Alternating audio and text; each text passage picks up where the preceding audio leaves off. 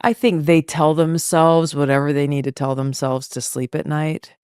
But as someone who's been, I still serve in the Army today. I've been deployed to war zones in different parts of the world, uh, seeing and experiencing firsthand the harsh ugliness and realities of war and the costs. Um,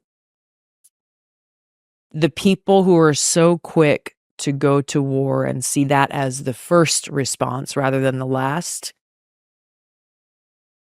number one, they don't have any excuse. I don't believe everybody should. It's mandatory to serve them. I'm not. I don't advocate for that.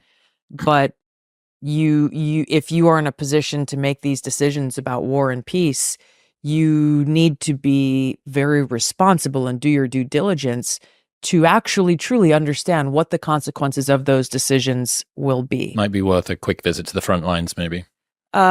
They do those all the time for photo ops. I saw this while I was deployed, and I've seen a bunch even when I was in Congress for 8 years, where they'll go and they'll do like, we'll stop here in this war zone for 12 hours and hop off the private plane and take some quick photos, and wear your flak vest and the helmet, for the picture. But it's it's visually impressive, but realistically unimpressive. Yeah, I mean, it looks really goofy to me, but for them, it tells a good perhaps pick apart where they are. I've heard that, like, I've been to Iraq 27 times. It's like, okay, like the air-conditioned jet wasn't. And yet, even those who are saying this are some of the very same people who are saying, like, we should just go bomb this country to smithereens. Like, okay, like there's maybe a real big problem that we're dealing with here.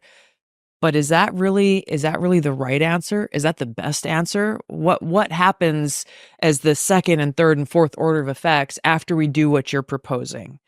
What will the costs and consequences be, again, in human lives and economy and in all of these other ramifications that a responsible leader should be considering before you go and advocate for such a serious thing? So it seems like you've got Democratic Party not happy with Trump generally, some factions of the Republican Party not happy with Trump. So it seems like, And Nikki Haley, just to put a name to Nikki Haley, is one of kind of the figureheads of that faction within the Republican Party.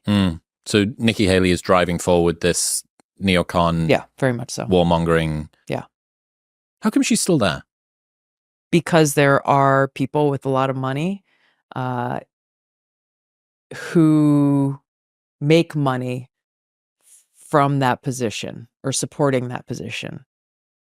And they see, again, I don't know what they tell themselves to be able to sleep at night and be comfortable with what they're doing. But they have convinced themselves that this is the way things should be.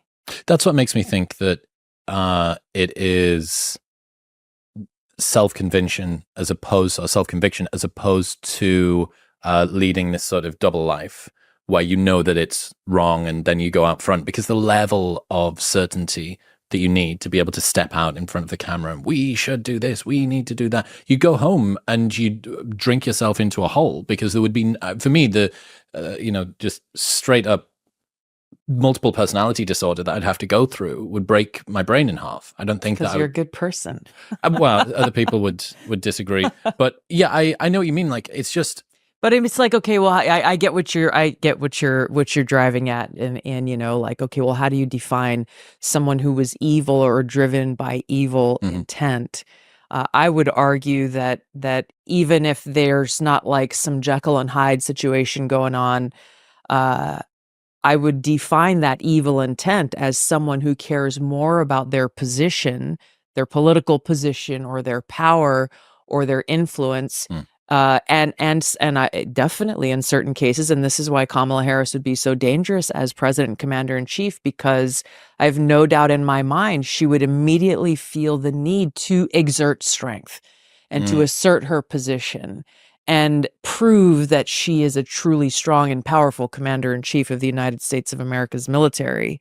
And what better way to do that? What more effective way to do that than to actually use our military and go out and commit an act of war. So that sort of need to prove yourself makes you quite easy to manipulate in some ways. Yes. It makes you fragile. Yes, especially when you have so many interests. And this is not new. This is, you heard Eisenhower warn about the military-industrial complex and their influence and their cozy relationship with members of Congress.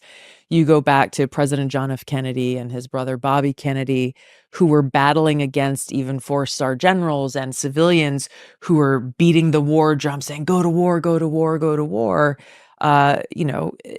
President Kennedy's compelling speech at American University about peace and the hard work that it takes towards peace was the pushback against that. And that doesn't only exist today. It's far more powerful today than even it was back then.